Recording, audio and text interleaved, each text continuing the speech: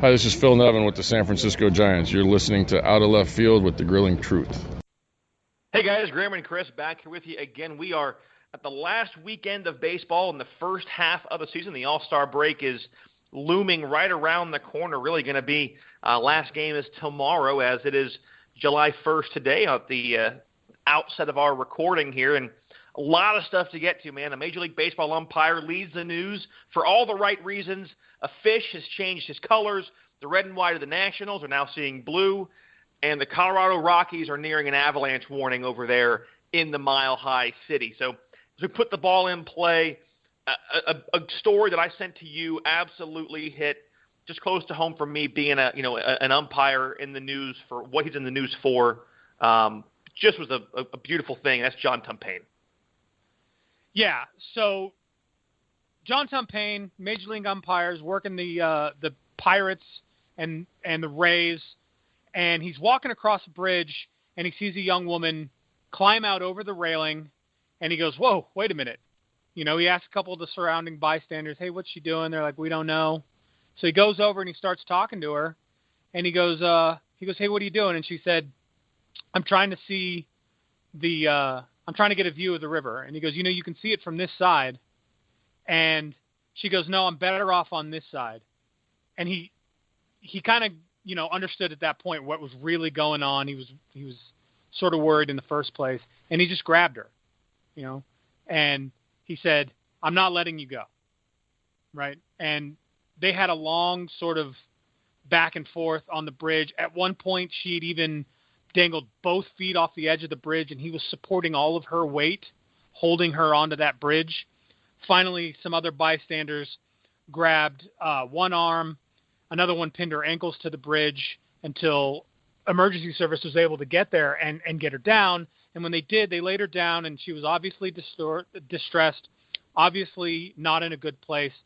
And Tumpane kneeled down, consoled her, prayed with her, basically, he said, things are going to get better, right? And she said, "You're just going to forget me after this." And he goes, I'll never forget you. So she was taken to the hospital, non-life-threatening injuries, but John Tumpane absolutely saved her life. And then he goes on to work a Major League Baseball game behind the plate. Right.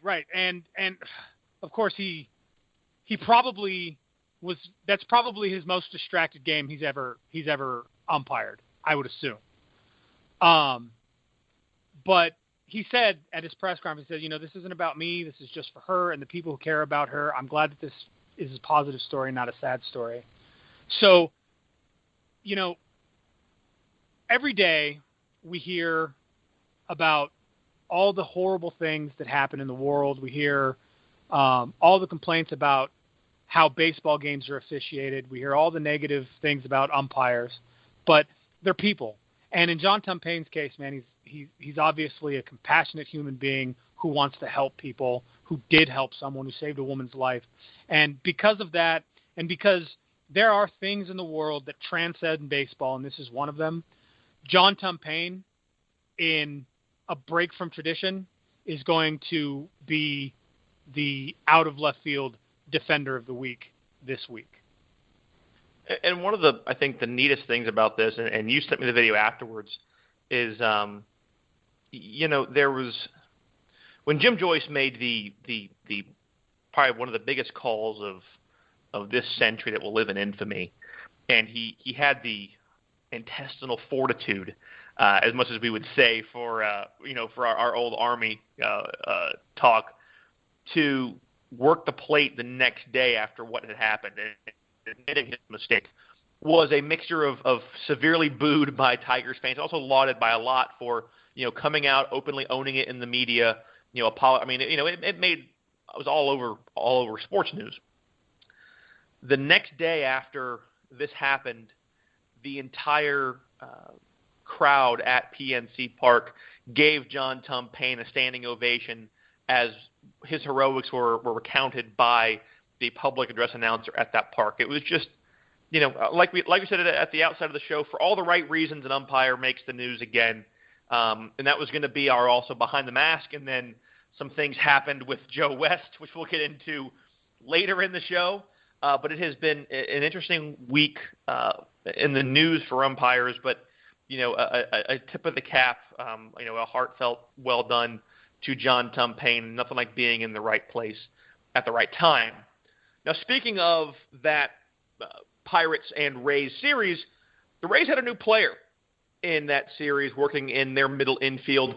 The Miami Marlins really moved the big piece that was kind of going to be the Kickstarter for the rest of their movements as we near the trade deadline here in a couple of weeks, and that was shortstop Adeiny Hechavarria. He had been dangled on the market for a while. There was clear evidence that they were going to move him. They were making it very clear that they wanted to move him, as also in the news that the sale of the Marlins is nearing completion. But he's been hurt this year. He's played in 24 total games, but since he's gone over to Tampa, he's in 4 games played. He's had 14 at-bats. He's 8 for 14, hitting .571. He's looking decent. Total this year, hitting .329. But again, it's only in 24 games. But it's something that the Rays need to – I think what I loved about this move the most, Chris, I know you're going to get into more of the numbers behind Hechavarria and what it's going to mean to the Rays in that acquisition. But I love the fact that as much as we have talked this year about the parity and where things are right now in the major leagues, if we take a quick look at the standings, everything is pretty much chalk. The Red Sox are still on top, the nice little 1-game lead over the Yankees. We're not really sure right now. They're playing .500 baseball. Indians finally have a 2-game lead over Minnesota, but it's still there. And then Houston. That's pretty much it. Houston is Houston. And the Nationals, the Brewers on top of the Cubbies and the Dodgers, which the West is the one we're going to get into right now. A gap is beginning to form in the West. We'll get there. But when you look at the wild card, and especially in that AL East division, what I like to see is right now the Rays are tied with the Twins for the second wild card spot. And whereas I think a lot of times we expected the Rays to once again be sellers, we thought that, especially you and I, beginning of the year, that Chris Archer was going to be probably gone, Odorizzi might be gone. They're playing really, really well. Corey Dickerson's hitting the ball really well. Logan Morrison's hitting the ball really well. You've got Evan Longoria. Kiermaier's hurt, which really sucks, obviously. But to see them actually making a move to acquire a piece to be competitive down the stretch, I like seeing that from Tampa Bay. No, I do too. I think that you and I both discussed at the beginning of the season that, and I think we said before the trade season really gets hot right around now. A couple of weeks back, we said, are they going to be buyers or sellers? And we still, I think, thought maybe they were going to be sellers as they started sort of dropping down. We thought Baltimore was going to overtake them in that third slot, and it would make sense for them to get rid of some guys and start to rebuild. I think this is a great move for them. I think that picking up a guy like Hechavarria is going to be huge, just based on what his numbers have been like this year. I mean, he's hitting .281 with a .315 on base. He's hitting .241, so he's not hitting as well as he did last year, but his 18 defensive runs saved is pretty incredible for a team that has had some problems with giving up runs. He's going to be a good defensive piece for them. The problem that the Rays really are running into is they made that trade with the Giants for Matt Duffy, and he was the projected starter at third base, and he's just not playing this year because he hurt that heel. Just had surgery on the heel. They needed a defensive player over there on the left side of the infield. Hechavarria is going to be the perfect guy to kind of slide into that role. If he can get back to where he was last year as far as hitting, he'll be doing a lot better for them offensively, but offensively they're not really in need like they are defensively. Now, as for what they gave up to get him, I mean, Miami's getting some pretty decent prospects back. You're talking about a 12th round pick in Lee, who hit .318, .387, .391 through his 296 AA plate appearances. He's in the top 30 prospects from Tampa Bay. And The right-handed pitcher that they're getting back in Clark is no slouch either, with 8.2 strikeouts per 9 innings and only 2.9 walks per 9 innings and a 3.11 ERA. He's pitched 55 innings. He's a 15th round pick. So he's a pretty decent prospect as well at pitcher. This is, in my opinion, I don't know how you feel about it. I think this is a pretty even trade, though, to get these two good prospects back for someone who's sort of a veteran middle infielder. Yeah, and Hetzaveri is, his bat isn't going to be anything spectacular. He's a career 257 hitter. He's got 15 total dingers in 6 seasons. But he's a guy who has decent speed. He snagged 26 bases. No, doesn't run a lot, but I'm interested to see how he gets used with this team.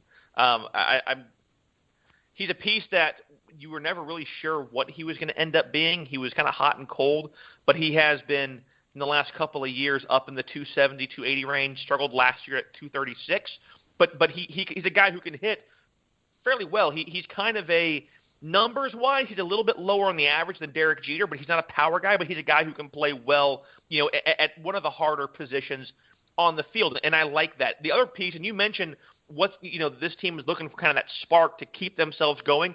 They released Derek Norris, who we talked about a couple of weeks ago, nothing having to do with the domestic violence accusations, but Wilson Ramos, who they signed from the Washington Nationals this offseason, knowing he was going to start the year hurt, and Derek Norris finally found himself a home after bouncing around from a couple of teams in the offseason, obviously from San Diego to Washington, released for Weeders, brought into Tampa Bay. His numbers never rebounded from what was looking good. Now he's hurt. He's struggling. He's looking for a job. So we're going to see what Wilson Ramos can do, but I think it certainly puts the Rays in a good position going forward if Ramos can start to play the way that he was in Washington last year, when I think we both agreed probably should have been the starter for the National League at catcher in the All-Star game, which we will also get into those picks coming up here a little bit later in the show. Reminder, guys, you can find us at OO Left Field on Twitter and Out of Left Field with Chris and Graham on Facebook. We are brought to you by the Grueling Truth Network, where legends speak. Check them out at the Grueling Truth on Twitter and thegruelingtruth.net. Spoiler alert for our All-Star picks, there's going to be an argument. It's a good thing left. You got to appreciate that. That's I think for the most part we agree, but there are some great races in the All-Star voting for this year. I got a question for you. Okay. What wrong. Is going on in Chicago? Well,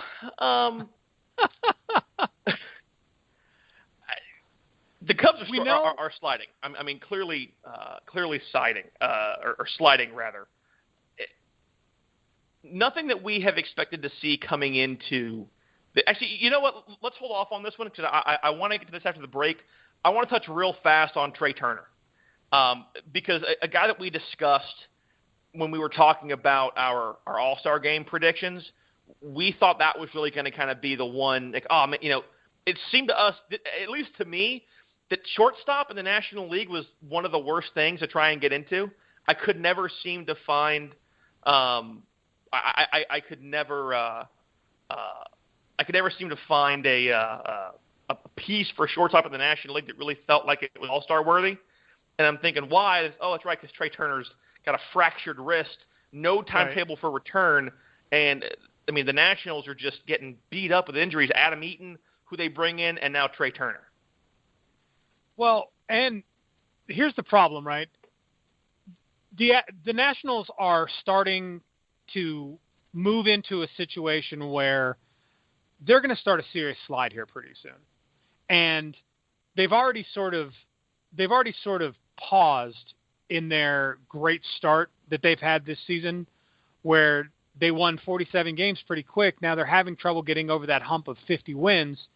And a lot of that can be attributed to just an abysmal showing from their bullpen in the last 10 or 15 games. But this is not going to help. right? Trea Turner going down with a broken wrist. It's a non-displaced fracture of the wrist.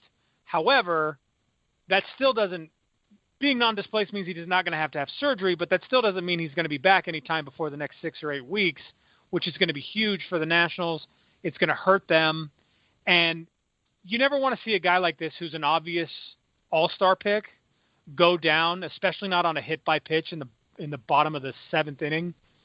And this is the second time we've seen a guy who was really a very important piece of a ball club going down to this injury. It's really akin to Freddie Freeman, which makes me think it's going to be easily a 6 to 8 week recovery because that's how long it took Freddie to get back. Now, I don't think Trea Turner is going to be moving to third base when he comes back from injury, but I do think it's going to be a month and a half or 2 month period. This is the third injury like this that I've seen this season where we've had these non-displaced fractures. You had Freddie Freeman break his wrist early. Now you got Trea Turner, and you also got Nick Ahmed. Oh, Nick Ahmed, that's right. Right. I almost said Nick Diaz, and that's not right. He's a UFC fighter. But you got Nick Ahmed from the Arizona Diamondbacks who broke his wrist. He's not the everyday guy, but he's a pretty decent piece on that team. So, you don't want to see guys get hit by pitches.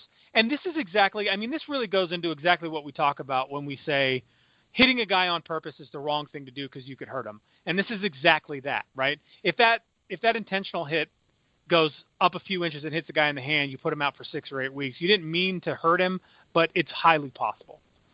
And the one thing I think as we get ready to move into the break that's going to end up being tough here for the Nationals is the fact that you've got 35 stolen bases for this guy in 68 games played.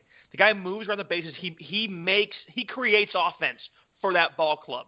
He's the one who is getting runs across the plate to at least try and help alleviate what that bullpen is doing. That, to me, is going to be the biggest thing the Nationals are going to miss. Yes, he's 7 homers, again, not a power guy, but 82 hits, and that's 24 of them are extra base hits.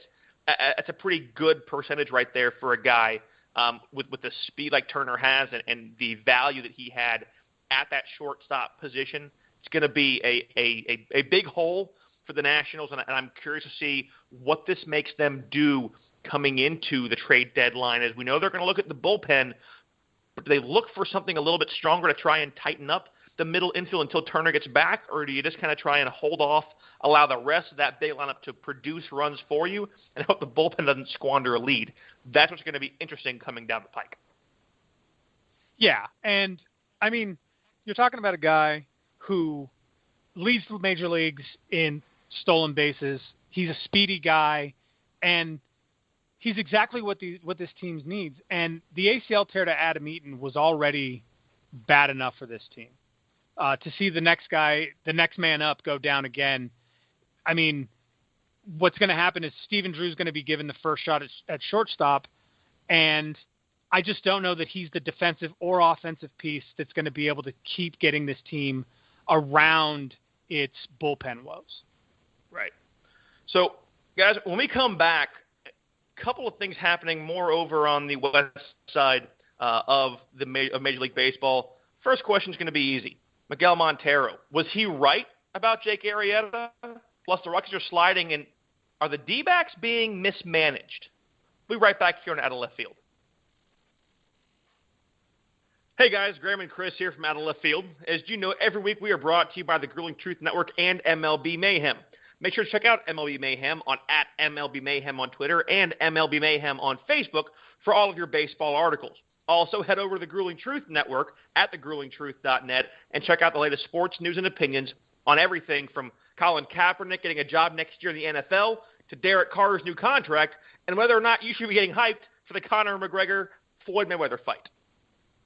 Also, you can check out all the other podcasts at The Grueling Truth, including Over the Monster with Malik and the By Any Means Raiders podcast with Andrea and Phil. You can check out The Grueling Truth at the website or on Twitter at The Grueling Truth or on The Grueling Truth Facebook page. The Grueling Truth, where legends speak. Welcome back to Out of Left Field. So, as I said before the break, the big question I think coming into it, well, everyone's probably wondering the D-backs mismanagement, and Chris is going to get into that because he is he's been blowing up my ear for the last probably 4 or 5 days with this take. But Miguel Montero comes out a couple of days ago and makes a pretty blunt comment that, basically Jake Arrieta is allowing runners to steal on him because of his lack of quickness to the plate. Now, most have heard that at this point Montero has been designated for assignment, that the UFC felt that he was a bad teammate, shouldn't have said what he did, which I agree with. I don't think that's a grievance that you air out in the media. And we've also probably heard that Montero's pop time defensively from the time he receives the ball to releasing it is second worst in Major League Baseball behind Brian McCann, which is not good behind qualified catchers. Comparatively, his counterpart, Wilson Contreras, is I think he's eighth best in the league. It's like a 1.8 second pop time, something like that. 193. 193. Good enough for eighth best in the league. But the shows you really the interesting thing here is that you told me that you have seen some things and read some things that show that while Montero made some comments that might be somewhat inflammatory, and he was probably wrong for saying them in the arena that he did, he's not completely off base here. Right. So here's the thing. Let's talk about time to the plate and pop time real quick so we can explain to everybody who may not understand what that means why it's important. Okay?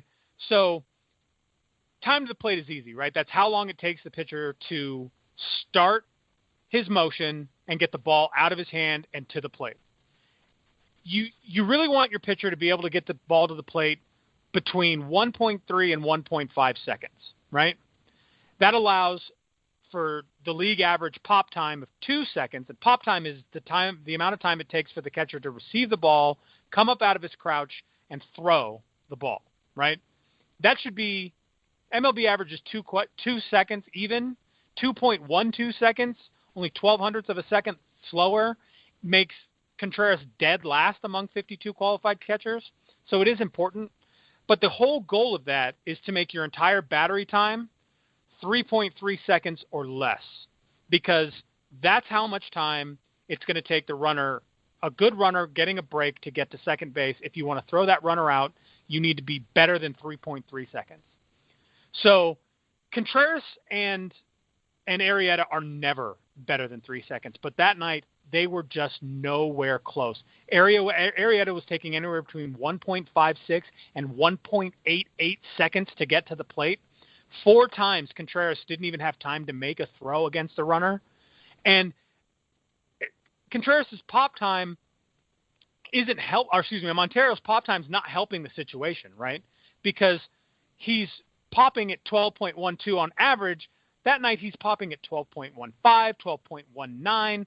He's not getting the ball to second base or even to third base. He failed to throw a runner out at third base on a steal, which is really bad. Another thing you could probably put off half of on Arrieta. Didn't that also end up being an error? Yes, wasn't that actually an error that scored the run? It was. Yeah, I think it out in the left field. So between just the two of them, there are 31 of 35 runners have stolen bases against those two, that pitcher and catcher battery. But it gets worse. As a member of the Cubs, Montero's only managed to throw out 26 base stealers out of 187 who have attempted to steal against him. I mean, Arrieta gets stolen on a ridiculous amount because he is. I'm sorry. I've got to throw one thing out there just to kind of quantify this. Now, there have been a couple that I've seen where no one was covering. Right. I just want to throw this out there that 2 of the steals against Mr. Montero have come by Yadier Molina and Buster Posey. I know. Hold on. Let's just think about that for 1 second. 2 great catchers, but they definitely fit the body type of their position, and they don't run fast. Either of it. And Yadier Molina is 1.5 million years old. They had the motor of your little red tricycle. You got to pedal. seriously, I think a 3.5 or 3.8 second battery time probably could have gotten either one of them. Managed to fail at it. So, as you can see, Montero has his own issues as a catcher. He's not great at throwing out runners who are stealing. But when you pair him with Arrieta, he is abysmal. 31 of 35. Part of that is Arrieta's fault. And on that particular night, he did have a gripe against Arrieta that was valid. Arrieta was taking extremely longer than his usual, to come home with the pitch. We all know that Arrieta doesn't like over a second and a half, which is that danger zone that you worry about as a catcher. Right, and we all know that Arrieta is already a danger because he doesn't like holding runners on. Right. He won't throw over, so they have no fear of taking big leads. So when you see that and you see these two get together and just have this horrible, horrible day, but you can't say that Montero got kicked off the team just for talking bad about Arrieta. That's not what happened. This was the last in a long line of straws, right? This is just the one that happened to be the last straw. Let's not forget that he publicly criticized Joe Madden last season over his playing his usage in the World Series. Yep. And his usage of Aroldis Chapman in the World Series. He publicly criticized the owner of the Cubs. I mean, we're talking about a guy in Miggy who has a big mouth and can't back that mouth up with his play on the field. So, in my opinion, cutting him after these remarks against Arrieta, who in his own right has his issues but is a great pitcher, I think that this was just the last straw. It was clearly coming, and I'll tell you what I think what's kind of telling about this, and yes, everything was said that Montero and Arrieta patched things up before the release came through, but Anthony Rizzo, who I think for the most part is one of the calmest, kind of young guys really enjoy watching because he seems to play the game with just an enjoyment that we don't see from a lot of guys playing professional sports. Yeah, he came out and said, quote, this is the ESPN 1000 in Chicago, when you point fingers, you're a selfish player. We have another catcher that throws everyone out. Now, coming from a guy like that to be that, I mean, that's not really – like there's no gray area there. It's just, right. This is what I think. And, Montero's kind of parting shot was, quote, sometimes people can't handle the truth. That's my biggest issue. I'm just straightforward, man, a straight shooter. I'm not going to say you're pretty when you're ugly, end quote. So, yeah, I mean, at the end of the day, the Cubs could probably change their name to the Chicago No Throwovers because you have Arrieta, you've got Lester. The funny thing is, though, Lester is still quick enough to the plate where guys don't tend to run because they get gunned down. Arrieta being a righty, you don't have that same, once you begin that commitment, you aren't a lefty. You can't kind of find a way to finagle that leg to make that throw over to first. So where Arrieta's taking time to get to the plate, he's just putting his catcher in a no-win situation. And a lot of the throws were coming either from his knees or no throws at all. So, yes, right. Some of them were a Montero issue, but also his point is valid that he is a product of what he's being given to work with. And while we think, okay, the tools are your pop time, your arm, part of the tool is how fast can you get the ball to make a move. It's why we always saw guys like Davey Lopes at first base, one of probably the all-time best first base coaches in Major League Baseball with that stopwatch all the time, checking right. Time from pitch to from the mound to the plate. He's timing everything. But it's why a lot of his teams that he works first base for are very effective when it comes to nabbing second base. Yeah. So, I mean, this is just another piece in that big puzzle about what's going on with the Cubs right now. Obviously, this isn't the big piece. There are a lot of more important things happening in that clubhouse than just what's going on with Montero and Arrieta. Hopefully the Cubs can find a way to get around that and maybe pick up that top spot in the Central. But what's really frightening me is what's going on in the National League West. The Colorado Rockies have had their best start in history at this point. They have their best start in franchise history at the midpoint of the season. They're 47. They were 47-34 going into the game yesterday, but the thing is they lost their 8th straight game, and they've been in sort of a free fall for over a week now. They're still managing to be 25-19 on the road. Road wins have been a struggle for them as long as they've been a team. It's easy for them to score runs in the Mile High City because they can hit the ball out of the park. It's much harder for them to hit in ballparks with heavier atmospheres. So now that they're second in the National League for road wins, or for their road record, they're having a great season, but everything is kind of falling apart right now.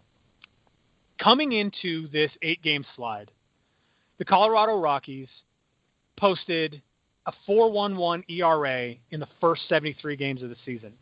That's good enough for 4th in the National League.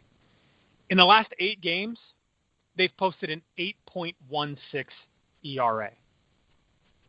So while they were 5th ranked, their rotation was ranked 5th with a 4.05 ERA during the first 73 games. In the last 8 games, the starting rotation has a 10.22 ERA and has averaged only 4 2/3 innings per start. This is not something that they can continue to do and be able to pull out of this dive. The bullpen is not doing any better, right? They were leading the National League by converting 81.8% of save opportunities. Over the last 8 games, they have failed 2 save situations and has a 5.97 ERA. A 5.97 ERA from the bullpen is not sustainable for this team. They can't have starting pitching trouble and bullpen troubles and then get guys up at the plate who are doing nothing at all. Right. They're hitting 206. They've scored 23 runs, and they have a 540 OPS and hit 3 home runs in the last 8 games. It's not sustainable. They're falling apart, and they need to figure out a way to come out of it. I mean, especially when you're looking in the last 7 days, they're 1-4. They're 3-8 in the last 14 days with an ERA in between 6 and 7. I mean, yes, like you said, we understand that ballpark is going to be an offensive-friendly park, and even the pitchers in Colorado have weighed in on the possibility of a juice baseball, which we're going to get into probably in the next week or so, because the way the baseball is flying out of Major League ballparks is just something's up with the way those balls are being hit, and we'll get into that. Not saying anything is dirty behind it, but it's obviously it's there.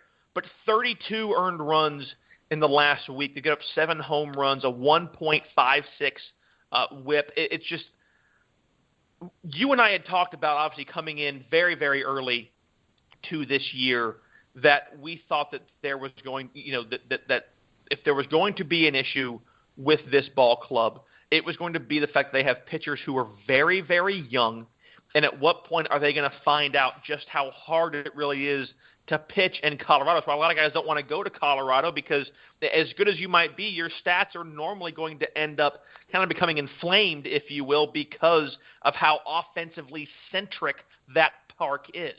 Right. I mean, we're seeing guys like Nolan Arenado hitting really well, Charlie Blackmon. Probably both of those guys are the all-star candidates, probably going to be in the all-star game. But Trevor Story's coming in back from his injury, not hitting well, hitting 224. They picked up Ian Desmond. He's hitting 284, only 5 homers. You want those guys to finally gel together and go back to what we were seeing at the beginning of the year. And yes, this is a game that has kind of lulls and highs. The problem right now is you're probably playing in the most competitive division in Major League Baseball. Granted, yes, I know we think the AL East is great because the Rays are there, and then you have the Yankees and the Red Sox, but the Rays are that surprise team. And while granted, so are the Rockies. We've had the Rockies, the D-backs, and the Dodgers all basically just rolling over each other for tops in that division. And that's the hard part now, is because, as we've said so many times, the way that these schedules are made, where you face your divisional rivals so many times, if they're struggling and if they're playing a 10 or 12 game homestand and they're getting the ball just knocked out of the park by your own divisional rivals, we're going to see a quicker a quicker fall by this Rockies ball club. I don't think it's going to stay that way, and I do believe that the Rockies will probably be in the market for some additional pitching. The problem is you've got a lot of clubs that need pitching.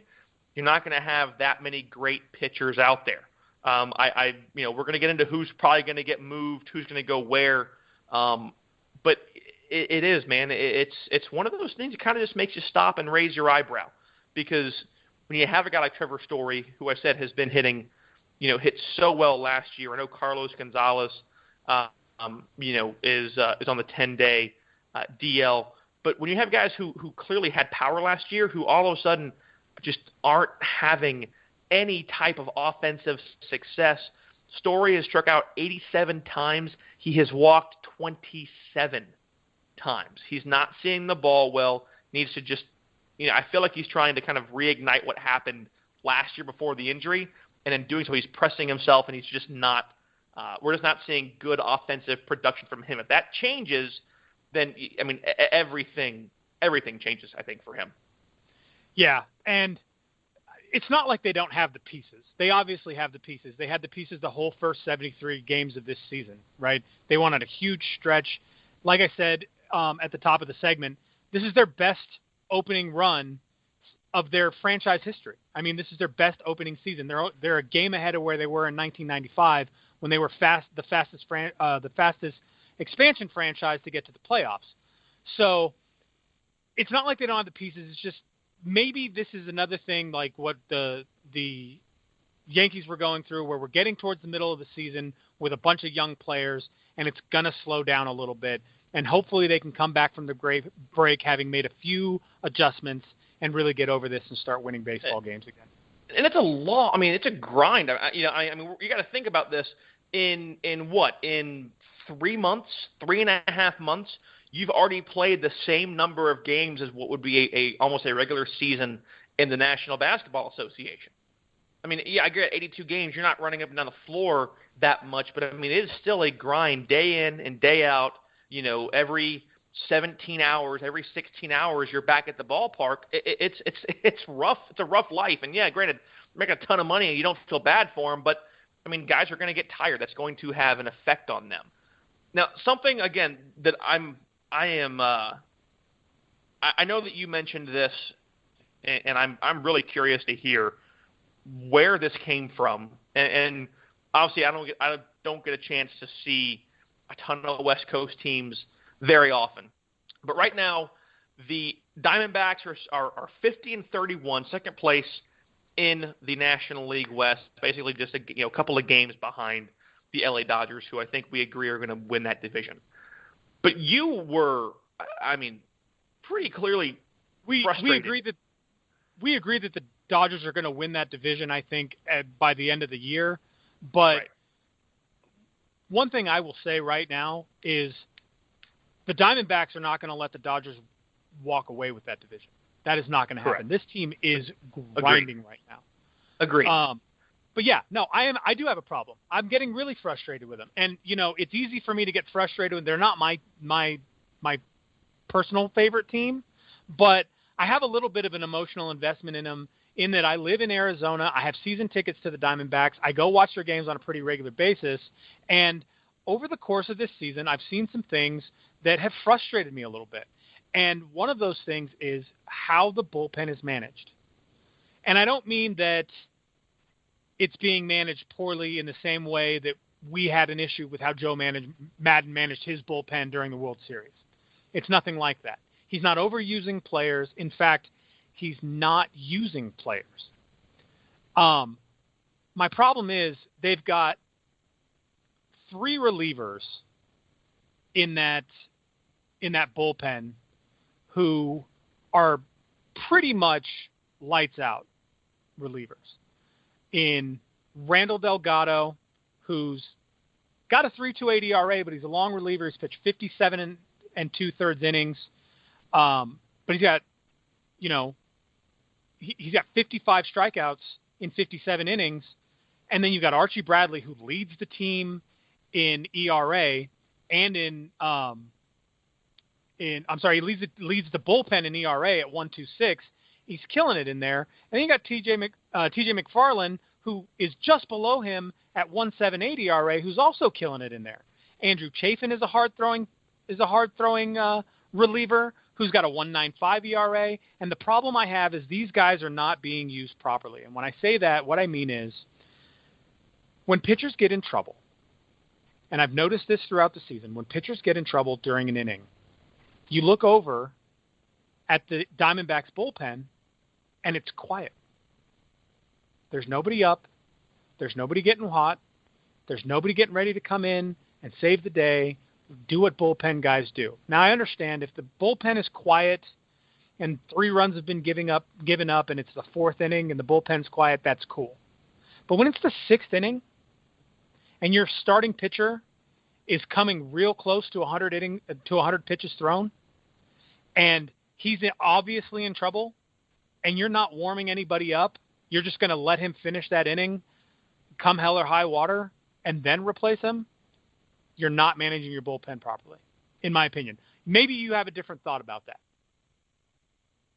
Well, in what I've seen, what I've read, especially statistic-wise, the numbers are pretty much in line with every other main organization. You know, your relievers are roughly between 30 and 40 innings for the most part, which is where you want to be halfway through the year.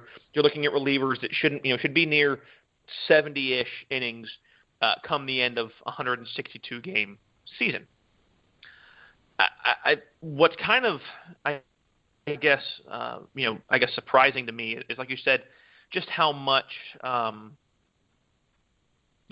guys have been left in to kind of struggle through things to a certain point. I'm not sure what the I think the Dodgers are playing this weekend. Is that correct? In Arizona? No, the Rockies are playing, and they're this Rockies weekend. Are playing. Okay. So I think it's one of those things that nothing that we have seen really shows that the bullpen has been used to a point where guys should be not needing to be used. But when you're when you're giving the ball to a guy who just threw 75 pitches in a start on 3 days rest out of the bullpen, and you wonder why he gets hammered, it's that. And what kind of concerns me is that is the manager of the Arizona Diamondbacks says we're playing catch up a little bit. I don't think it's necessarily the reason we lost yesterday and today. It just creates some challenges that we overcome as an organization.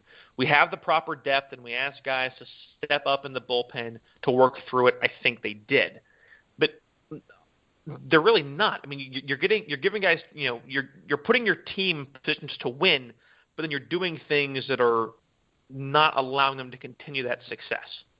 Like you said, you come in, you get that 3-2 lead.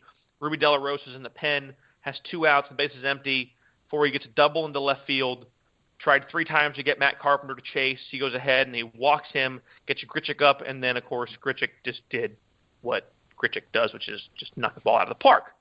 Right. So, it's the odd thing here is that Lovullo says that was a strategy that, we'd rather have a guy on deck beat us than Carpenter. Not a very traditional move where you go put the go-ahead run on base, but I felt like the matchup with Ruby and the stuff was going to be better served for the next hitter. Unfortunately, we didn't execute a pitch, took advantage of it. That was where he let the slider in the strike zone, and he barreled it up into a 3-run homer. So, maybe I think the problem right now is if those things are accurate, and I'm not a big league manager, I don't even play one on TV, but if those things are accurate, it's very it's very odd, very different. It's not what we're used to seeing. But as much as we say that, how much are we allowed to go ahead and criticize Lovullo for this? Because if it works out, then it works out. It's the way we've seen Joe Madden put pitchers in the outfield and flip guys back and forth positionally. So a lot of times those uncharacteristic moves, those things that you do that are not that, the way it's always been done kind of thing, you're always, especially from guys in the media, you're always going to get criticized unless it works. So this could be something that we see Lovullo do to try and give that bullpen more rest coming down the stretch. And maybe it's one of those things where he knows that the Rockies are coming in, they're sliding, you've got a nice gap to let all those arms get rested. So maybe he's trying to get those guys a little bit more rest to come in the second half. I don't know. But a lot of what he's doing, I can't say makes a ton of sense to me. Right. And so I guess just more from a spectator standpoint, right? When you're talking about that Ruby De La Rosa 3-run home run, which, by the way, accounts for his first earned runs of the season. That was his 3rd inning pitched, and he gave up that 3-run shot, immediately shot up to a 9 ERA. He was able to and the worst thing is when you look at that, you're going to think, man, what a bad year he's having. Yeah, but he's only pitched 3.3 1/3, and Right. he's at 8.17 right now. So he was able to get that one out when he needed to get it and bring that ERA down, and we'll see it come down more. He's a good pitcher, but when you see him give up that 3-run homer, and they go up 5-3 over the Diamondbacks, it's still a salvageable game at that point.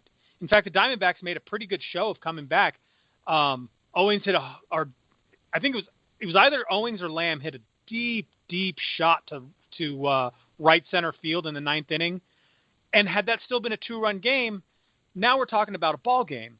But the next inning, he brings in a reliever for Ruby De La Rosa, and through that inning, that guy gives up 5 runs. Late in the game, we're talking about the 7th inning, he gives up 5 runs. And when a guy gives up 5 runs and he's given up 3 runs with only 1 out in the inning late in the game like that, and you're really starting to take a loss at that point, at least put a guy up in the bullpen. At least make it look like you might bring in someone who's going to stop the bleeding a little bit. Don't let that guy give up 5 runs and never stand a guy up.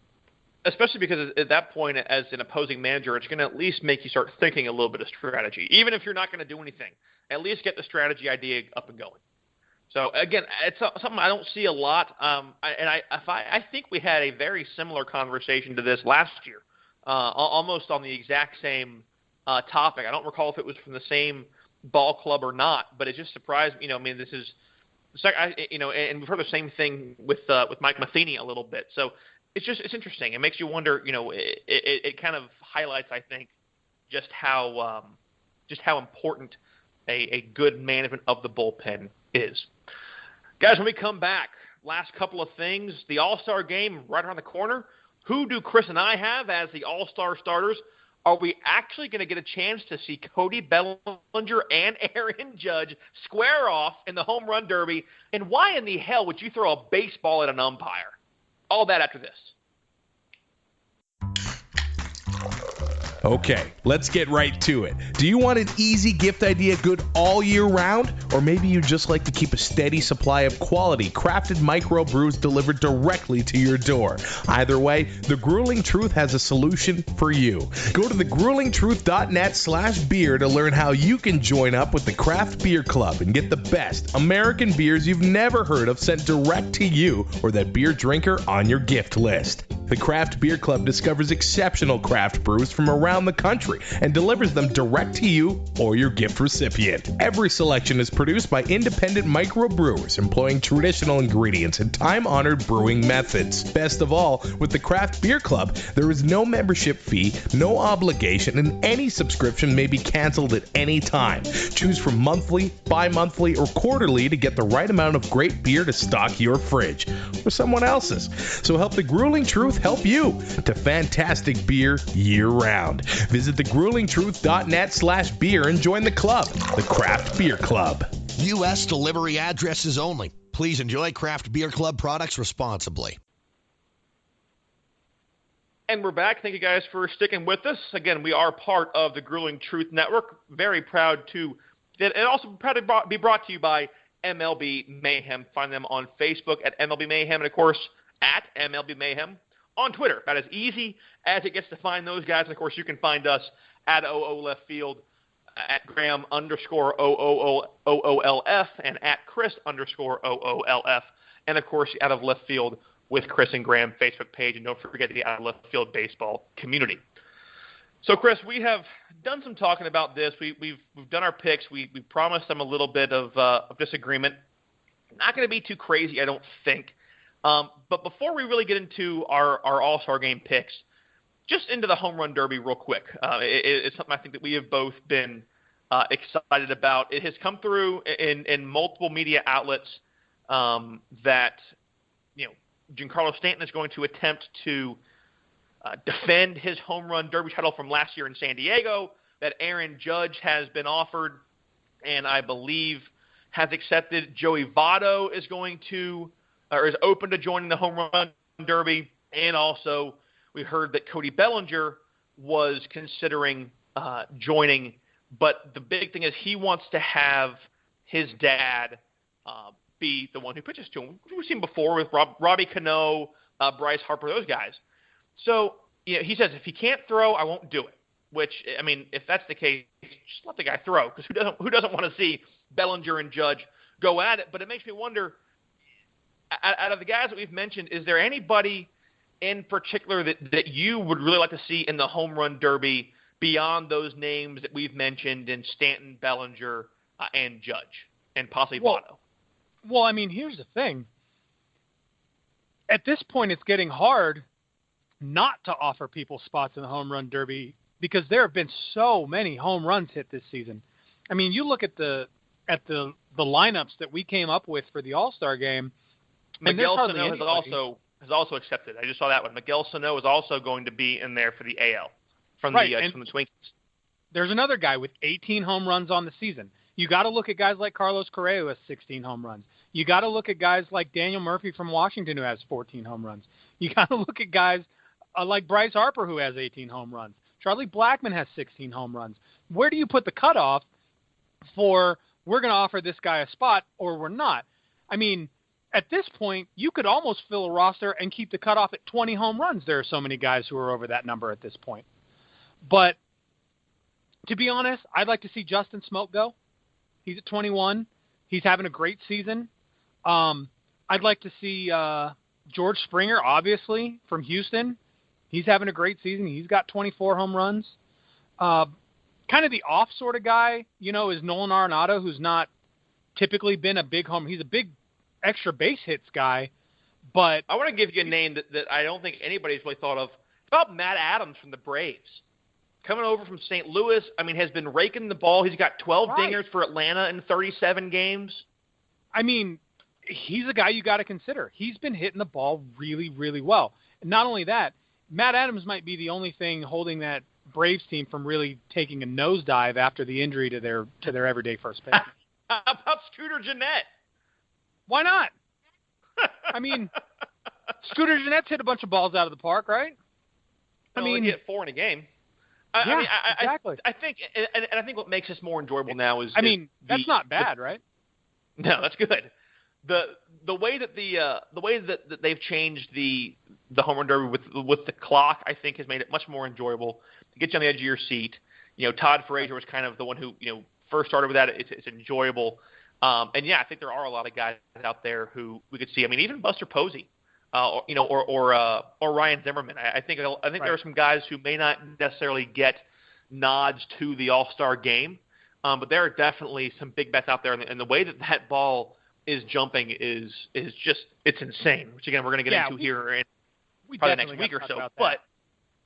But that kind of brings us into then, okay, a lot of the guys that we've named are guys that we think are going to either make it into the All-Star game or at least be starters in the All-Star game. So we promised this. We did it. I say every year. Well, this would be year 2. So I guess yes, we've done it every year, and bringing you, and bringing you our picks for who we think are going to be in the All-Star game, and this is just starters. Okay, I've got a couple of guys who I think will make backup, really one mainly.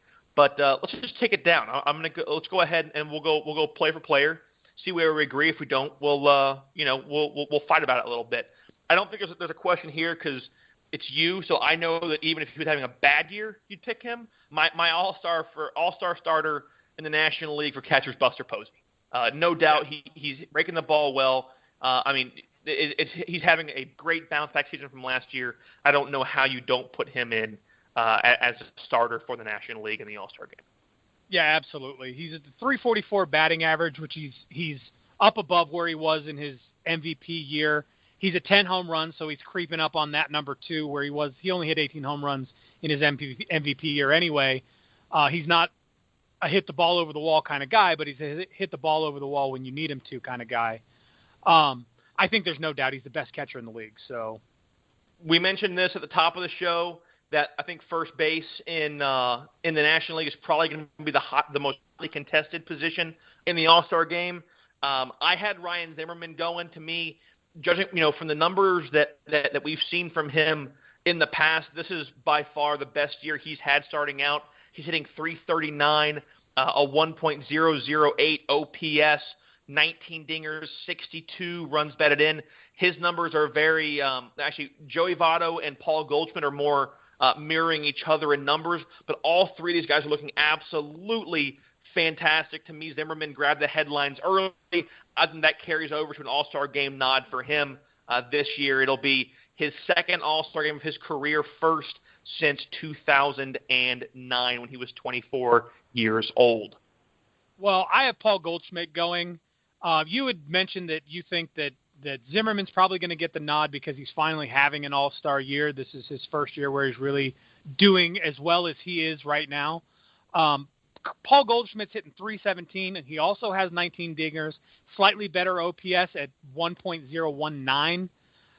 But the reason I think Paul Goldschmidt is going to go is because this is who Paul Goldschmidt is. Like him or hate him, this is who he is every year. Every time we get to the All-Star game, Paul Goldschmidt's up over 300. He's got almost 20 home runs. His OPS is off the charts, and he does it perennially. So I got Paul Goldschmidt going, but like you said, Joey Votto is a clear choice.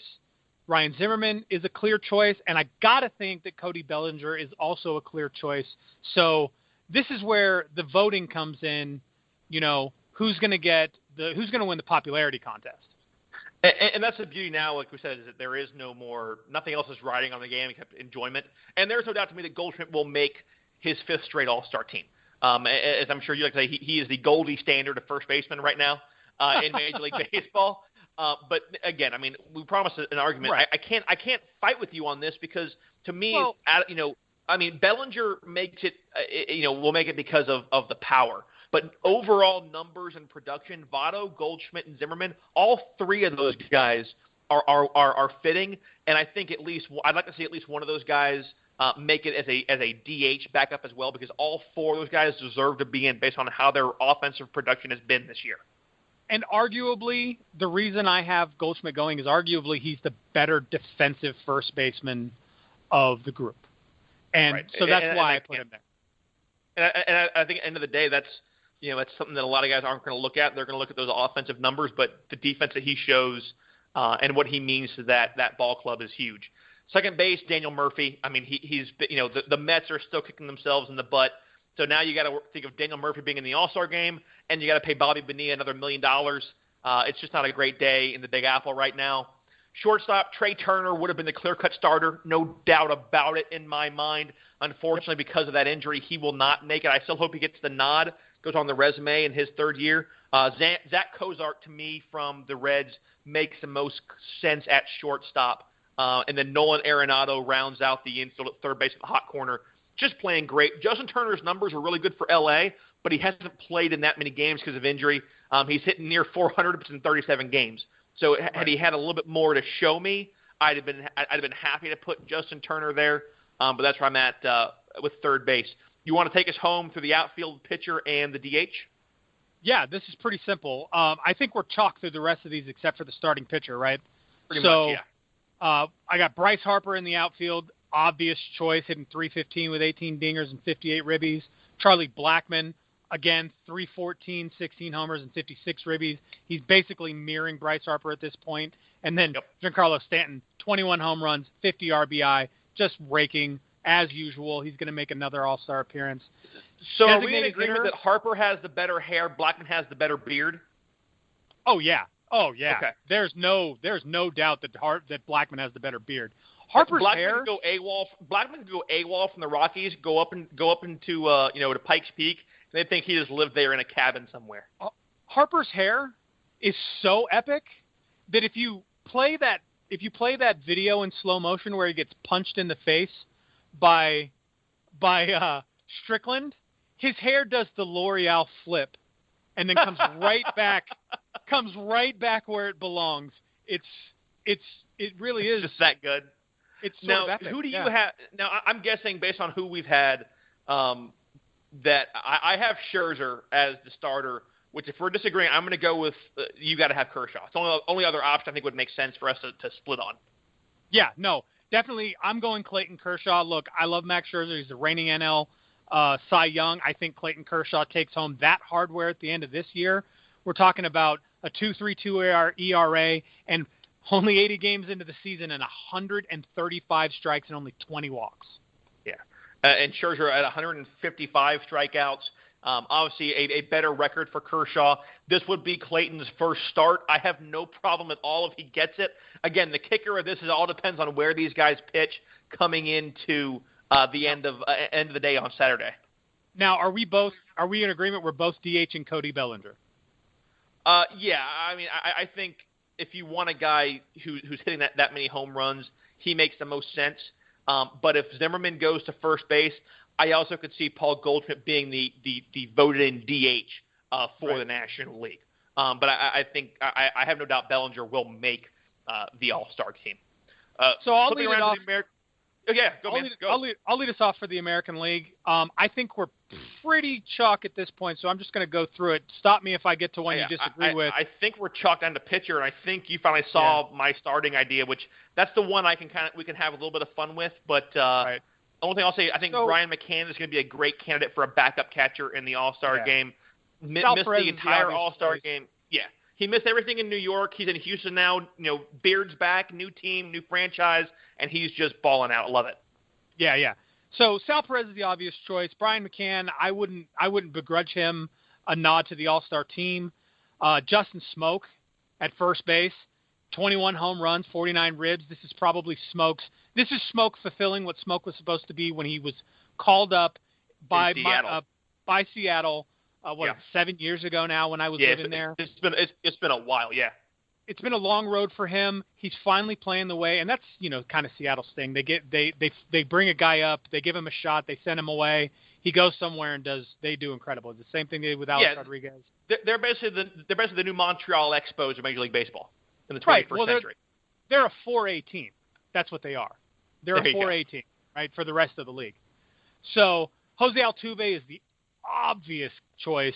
He's got 98 hits so far on the season, coming in on 100 hits. He might hit 200 hits this season. He's got 51. He's crossed. No doubt to me, he'll be in our MVP discussion at the next week, and also near the end of the season again for the AL MVP. Yeah. He's crossed the plate 51 times himself. He's got a .327 batting average. Carlos Correa, another Houston guy. Get ready to hear that team name quite a bit as we go through this list. Carlos Correa in Houston hitting .309 with 16 home runs and 53 ribs. Miguel Sano from Minnesota having a monster year. Great year for the Twinkies in general. 18 home runs, 53 ribbies. Aaron Judge. There is no doubt that Aaron Judge is an all-star. Leads the league in home runs, leads the league in RBI, has a .331 batting average. I mean, calling his year a monster year is an offense to the year that he's having. Why don't we just go ahead and put him on the mound as well for New York as a starter and just see if he wants to play every position? I mean, why not? Take home Rookie of the Year, MVP, and Cy Young all in the same year. Why not? I'll tell you what.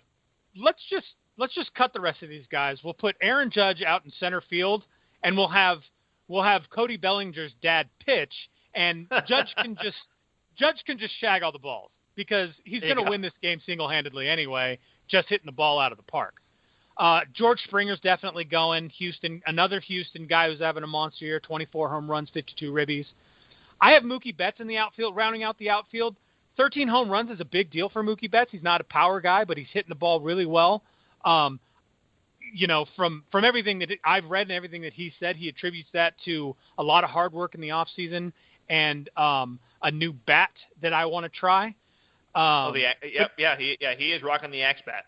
Rocking the Axe bat. I love it. I want to give it a shot. But he's got 43 ribbies. Also huge for him. Huge for any leadoff guy to get that many RBI. And he's got 12 stolen bases, and that's a big deal. He's rocking the stolen base numbers in Boston, really helping keep that team afloat. I have Corey. The only guy that I'll throw out there, I'll throw one other guy out there that could make a decent replacement for Betts, especially defensively, and that's Kevin Pillar. I mean, we've had, he won your Defender of the Week, has made a couple of outstanding catches all the way to the fence. That one Superman catch going behind him. He's hitting 255, a 720 OPS. He's snagged 11 bases. He's driven in 19 with 9 dingers, 20 doubles, and a triple in 77 games, hitting 255. So right around, he's sitting right around his career average, which is 265. So again, I understand that Betts may get to start a little better numbers, but Pilar, you can at least make an argument for being in there, and I think he will also be an outfield bench warmer for the American League. Yeah, there's no doubt. I think that he's going to make it. I don't know that he starts, but he's another guy that I just wouldn't begrudge him a start in the All-Star game at this point. I think he's doing fantastic. I have Corey Dickerson DHing from Tampa Bay, who kind of quietly, in my opinion, is leading that team right now. It's 330 batting average, 103 hits, 17 home runs. I mean, he's just rocking out in Tampa Bay. And that's where we get into the starting pitching. I'm going to let you take that. Well, I have Chris Sale starting. I think it's pretty easy judging by, the way that he has looked this year, what he has meant to that Red Sox ball club. He's throwing hard. He's due for either a no-hitter or a perfecto somewhere down the road. He just is. He's that good. He's yet to ventilate any of their uniforms. Correct. Yes. He has not taken shears to the Red Sox uniforms, but the guy's in 113 innings. He's 10-3, a 2.77 ERA. He has 155 strikeouts. He's allowed 9 home runs, 21 walks, a whip of 0.906. Again, no doubt to me, but the one guy I would tell you who I think you could make a decent case for, because to me, I think Dallas Keuchel was the guy who I thought would have been clearly the starter for that ball club. Okay, well, his 9-0 record says a lot about him. Right, and it really sucks that both these next two guys in McCullers and in Keuchel have been injured, but Lance McCullers is a guy who you could say probably deserves a chance to be on that All-Star team. He's 7-1, a 2.69 ERA, 103 strikeouts. He's given up 6 homers, and he has a 1.069 walks and hits per inning pitched. So yes, the problem is he's only played in 15 games, 87 innings pitched. So that's what's hurting him right now. But the guy is pitching lights out. He is, as we have said so many times, it's what I asked Mark DeRosa about beginning of the year. Was he going to be the most important piece? And the answer has been yes to the Astros. It's why they're sitting where they are. That 1-2 punch of Keuchel and McCullers is great. And as a 23-year-old kid, I hope that McCullers at least gets the All-Star nod to go on to his resume this year, because I can easily fight for him to be the starter for the American League, but I think Chris Sale at the end of the day will take the hill. So here's where we disagree a little bit. Chris Sale is having a monster year, and absolutely he's probably gonna be the guy, but I have a hard time looking away from Jason Vargas in Kansas City.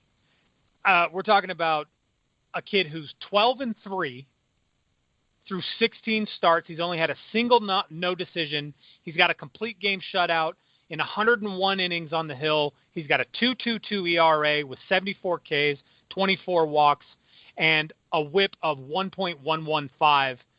I can't turn and say, I can't in any seriousness say that guy's not going to get at least a nod. In my opinion, he's the starter. And at 34 years old, we haven't seen him pitch this well. Really, he's never pitched this well. He's been with the Royals last couple of years, won a ring with them. One of the biggest things I remember from him is in the World Series against the Giants. I believe it was in Game 4. He went ahead and took off to first on a ball 3, and then struck out looking the next pitch. It was 3-2 count, and he looks at Ted Barrett and says, "Hey, I was happy for it." And then looks at the I think a two-seamer on the outside corner and gets rung up. But I mean, again, like you said, he's playing fantastic. 101 innings pitched and a WHIP of 1.115. It really is impressive. I doubt that he'll stick with the Royals. He's probably going to get dealt. I mean, 34 years old. You don't want to. No one's going to pay top dollar for a guy like this. But he is in the final year of a contract. He's owed $8 million. He's a free agent next year, so he's going to be a rental. But for a team looking for pitching, it would make sense. You might see, someone like either maybe the Rockies, the Yankees, the Astros looking for him. But yeah, I definitely think that the Jason Vargas would make sense. I think at the end, Chris Sale has just been lights out. That power is what's going to draw you to him, and I think guys are going to end up putting him in there as that starter. No, I can't argue with you really too much on that. I guess maybe we're not going to fight this year. We had a little bit of an argument last year. It wasn't too bad, but obviously, don't worry, guys. We're due for one. It's going to happen. Oh yeah. I don't think there's it's going to much to be concerned about, especially when we get into the trade deadline and our grade of the trade. But the last thing, and I know we're definitely not going to argue on this. And this really, really chaps my behind. Oh, mine too. In Milwaukee, I believe it was yesterday, it was yesterday. The thing of a game. Joe West is at first base. Hunter Wendelstedt is over there at second. Alan Porter has the plate, and I'm not sure if Andy Fletcher was at third as he was hit by a baseball and removed from a game a couple of days ago. But you can clearly see on Fox Sports South, or Fox Sports Florida rather, the Miami Marlins Fox affiliate that broadcasts their games, a baseball come flying out of the stands and hit Joe West in the back of the skull. And regardless of your opinion of Joe West as an umpire, he is an arrogant umpire, no doubt about it. He's also really damn good. He's been doing it for 40 years, guys. Just hit his 5,000th game this year, and there's a 7-minute. He gets hit in the head. He calls time. No one really knew what happened at first because he's behind all the players. Tells security. They pull the umpires off the field for 7 minutes while they try to figure out who it was. Everything I have read, there's no way to find who it was. I guess it came from an upper deck part of Miller Park, and they didn't have any cameras there to find who it was. So nothing really can be done. But I appreciate Marlins pitcher Brad Ziegler saying, he's on the DL, said, I hope they file assault charges for whoever just hit Joe West with the baseball. Absolutely ridiculous. And it is. I mean, he's been working since 1976. Obviously, between his time with the umpire strike and everything, there's good and bad about him. You can not like him if you want to. My buddies and I always give a lot of grief on his mechanics because they're so kind of blasé. But he's in the right position. He did a great job in the World Series last year, and he's been doing a good job this year. And I think we'll have a couple more years of him before he retires. But it's never okay to assault or batter an umpire for any reason. This isn't soccer, and it's not even okay in soccer. But that's where you see it more often is in soccer than what you see in baseball. But this is becoming an issue where we're seeing things happen to umpires. Either that the coach from a couple of weeks ago we discussed behind the mask that told the pitcher to hit the umpire. We have this. Guys, this is stupid. This isn't okay. So, knock it off. Let's end this. Start being smart. Okay, there's not much that Chris and I really need to expound upon. It's not okay to throw a baseball at anybody. We talk about it all the time that baseballs can cause injuries, especially if you're going to throw a baseball from a couple of decks up in a ballpark and hit a guy in the head. It can cause an injury. Let's be smart. Hope you find out who it was and they get rid of this guy. Yeah, absolutely. Look, you and I both know that I've had my ups and downs with umpires over the course of my life, and sometimes umpires aren't my favorite people. Sometimes you're not my favorite person, so that's another reason umpires aren't my favorite people. So, well, hold on. I've known you longer than I've been umpiring. What's up with that, man? How you gonna come at me like that? Well, I'm just saying, I'm not going to throw a baseball at your head.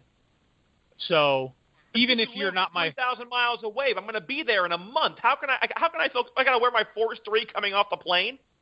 Yes. Well, you should anyway, because you know that you have to meet my wife, who has a little bit of an axe to grind with you. So look, at the end of the day, come on. How can she still be this mad about the whole Patrick Swayze issues? I mean, come on. You got to learn to let some stuff go. Oh, she will. She's going to let it all go right into your chin. Thank God I got a goatee.